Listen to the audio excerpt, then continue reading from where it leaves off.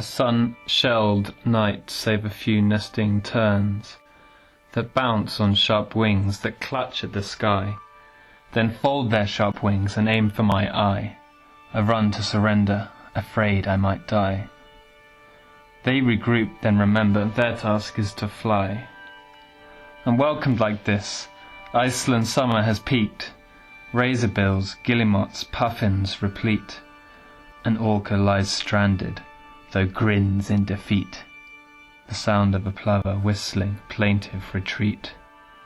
I too then remember, my task is to fly. I'm here in the Wildfjords, Iceland's oldest rock, to create a new trail that will embody and top many wild fjords that then make the drop to a crushing green ocean that provides for the flock.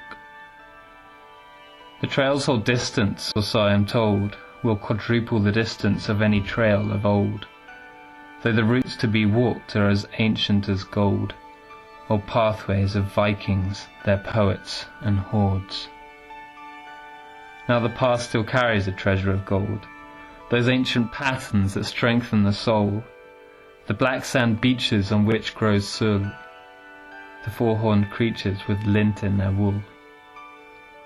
Through time the rivers flow accustomed lines. You'll find those lines inside your mind when you visit here, Iceland's oldest retreat. Hot springs, rainbows, the beat of our feet. Hi, and welcome to the Wildfjords in Iceland. My name is Henry Fletcher, and I am the creator and manager of the Wildfjords Trail project. The trail I am creating is a long-distance hiking trail that interacts with the region's wildest culture and ecology. It will be between 200 and 300 kilometers long. The Wildfjords Trail will link up old existing pathways that were once walked by inhabitants and their pack horses whilst travelling between the many fjords and valleys here. I've walked these trails many times and often feel myself embodying or viscerally experiencing the curvature, texture and relief of the land and seascape. The act of walking becomes a way of understanding the landscape. I often stop to forage for edible seaweeds, berries and plants en route. Foraging provides another portal into the environment, and I plan to make it a central part of the trail. Perhaps as a result of the heady atmospheric climate, the Wildfjords culture reveals a propensity towards the mythic and mighty. Along the trail's route, there are museums dedicated to sea monsters and witchcraft. These are juxtaposed with carefully designed exhibits explaining Iceland's political and social history. The trail is inspired by my time working with the Rim of Africa.